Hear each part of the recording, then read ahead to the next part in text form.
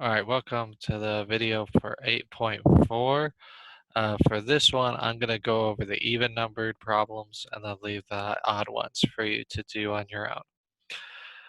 So for the first even number problem, we're supposed to find the region R bounded by the x-axis, the graph of y equals the square root of x, and the line x equals 4. So if we draw a little picture of what this is saying. All right, so here's the x-axis. That's going to be one bound. Here is a rough sketch of the line y or the curve y equals the square root of x. And then the line x equals 4 is a line going through the x-axis at the value 4. So that's a vertical line. So the area is this part right here, which is basically the area under the curve from 0 to 4 of the square root of x. Now, how do you find area of the under the curve? You integrate. So what this question is really asking me to find is what is the integral from 0 to 4 of the square root of x dx. To do that, I take the antiderivative. I would rewrite this first as x to the 1/2 power. And then to do the antiderivative of this, it's just the power rule. So, I don't need that. So the idea here is I always start with what my power is going to be first. So if I take the antiderivative of this, the power rule tells me I take my power, move it in front, and then subtract, multiply it by the number in front, and then subtract 1 from it. So if I reverse that, I'm going to add 1 to it to get 3/2. And then instead of multiplying by that, I would divide. And I'm going to evaluate that from 4 to 0. So that is what is 2/3 of 4 to the 3/2 power minus 2/3 of 0 to the 3/2 power. And you could just leave it like that as your answer and you'll get full credit. Or another way you could do this, since this problem is calculator active, is you can take your calculator and do put this up here, math 9, and then you can fill in the blanks of pretty much everything in there so that you can make sure you got the right answer. Square root of x dx. So you should get that the area under the curve for this one is 5.333.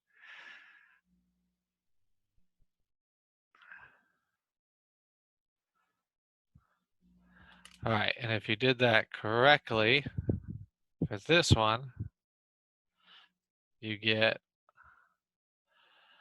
1 point for writing the integral from 0 to 4 of the square root of x dx, and then 1 point for solving it and getting 5.333.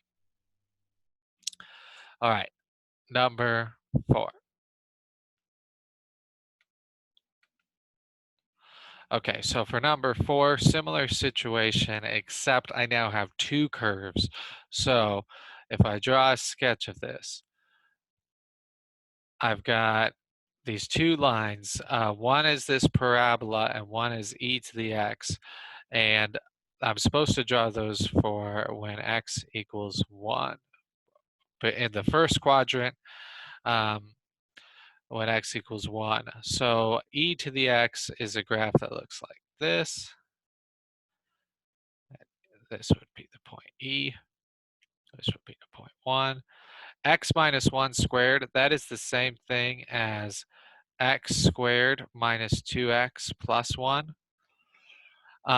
Or the other way to think about this is the parabola x squared. It just translated to the right one. So it starts right here, and it looks like this. Right? It's just a parabola x squared, but this minus 1 inside the parentheses moves it to the right one. So this region right here is what I'm trying to find. That's R.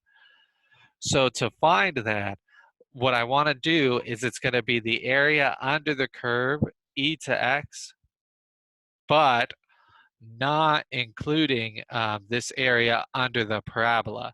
So basically, if I find the area under the parabola and I subtract that from the area under this curve e to the x, that'll get me this blue shaded region. To do that, I do need to know where these intersect right here, what value that is. So that would be e to the x, and where is that equal to x squared minus 2x plus 1? So I think what you would have to do for this one is, let's try guess and check. Let's try 0. I think it's going to be 0. Yeah. You won't be able to solve that traditionally, but e to the 0 is 1, and then this is 1. So those actually, if I drew this a little bit better now, is really this parabola looks like that, a little wider than I have it drawn. So really that shaded region looks like this.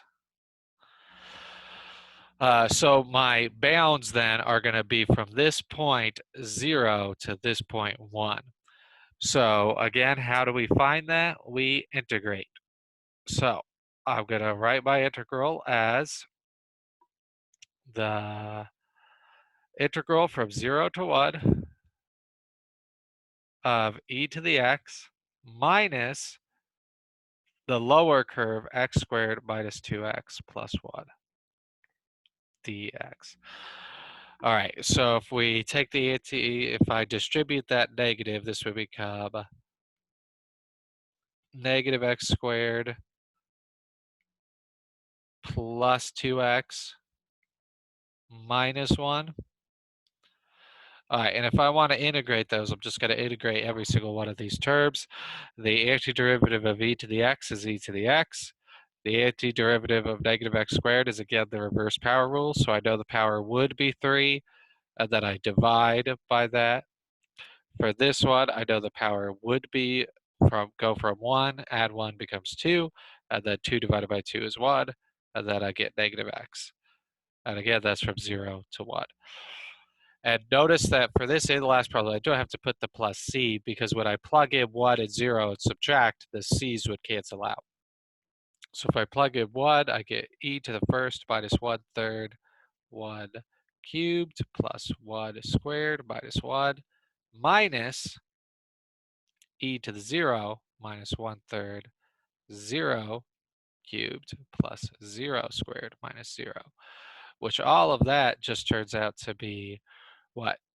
E minus 1/3 plus 1 minus 1 cancels out, minus all of this right here. It's just 0, 0, 0, and e to the first is what? So minus what? So this would be like e minus 4/3.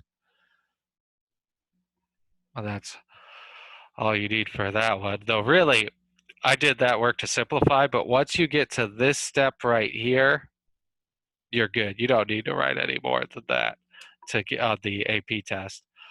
So for this problem, you should get, well, this, I think the grading for this one is interesting. You get 1 point if you write, you get 1 point if you write it as a definite integral from, and then you'll get 1 point deducted if you don't put the limits as 0 to 1 like they should be. You'll get 1 point if you reverse your functions. So remember, you always want your function on top. If you mess that up, you should notice that your final answer then will generally be negative instead of positive, and that'll be a cue that you might want to check and make sure that you have the higher function on top. 1 point is earned for taking the antiderivative, and then 1 point is for plugging in 1 and 0 to get e minus 4/3. All right, number 6.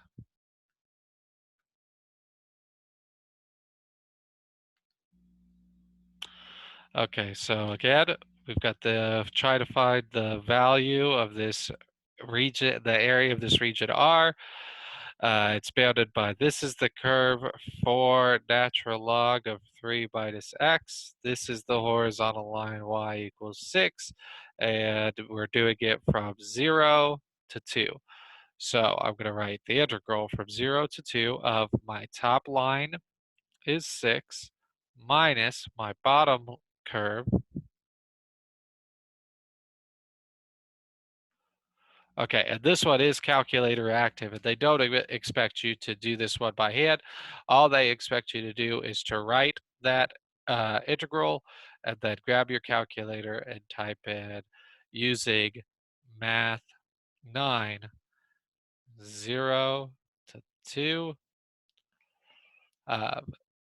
6 minus 4 natural log of 3 minus x dx. Enter. 6.817. Oh no, I dropped my pen. So 6.817.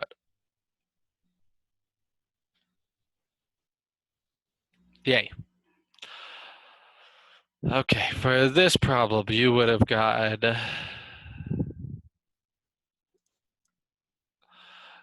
just 2 points. One for writing the integral and one for typing into your calculator. Easy peasy, lemon squeezy. All right, number 8. Okay, so we've got this table of data giving us the distance from the river's edge feet and the depth of the water in feet. For this Doe River at Picnic Point, the river is 20 feet wide at this location. The measurements are taken in a straight line perpendicular to the edge of the river. The data are shown in a table. The velocity of the river is given by that function. The scientist proposes the function f given by 8 sine of pi x over 24 as a model for the depth of the water in feet at Picnic Point x feet from the river's edge. Find the area of the cross section of the river at Picnic Point based on this model. So the idea here is if this tells me the depth and I want to find the area under this curve, I'm just integrating. That's all it is. So I'm going to do the integral from 0 to 24 of 8 sine of pi x over 24 dx. And again, calculator active. So all they expect you to do for this one is type that in as with math 9, FNT. Oh no, there's a 0 in front. Who put that there? Okay, from 0 to 24 of 8 sine of pi x divided by 24 dx. Enter. 5.262.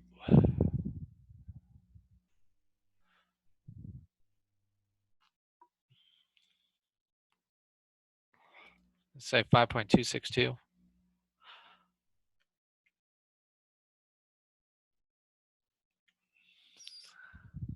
Yeah, 5.262. And the units for that, when you're talking about something measured in feet and you're finding its area, that would be feet squared.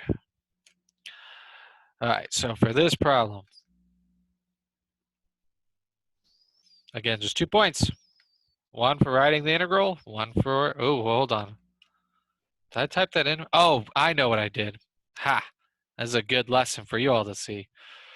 Make sure when you're doing the AP test, calculators and radians.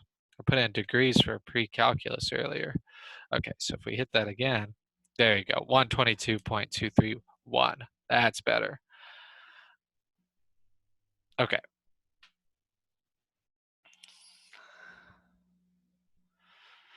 One 22.231 feet squared. Alrighty. Yeah, always make sure that should be the first thing you do when you wake up in that morning. Then again, for most of you, I think your calculator is put in radian at the beginning of the school year, and then it hopefully has just stayed there for the rest of the school year. But if not, that's a great thing to check before you start the AP test, that your calculator is in radian mode. Okay, last melon, number 10. The area of the shaded region in the figure above is represented by which of the following integrals? So again, the idea here is if I want to find the area under a curve, to do that, I integrate. I integrate from the left intersection point to the right intersection point. That tells me my limits. So I'm going to go from A to C. I'm going to put the top function, the higher one, first, and I'm going to subtract the lower one, and then dx. Well, that's it. Answer's D.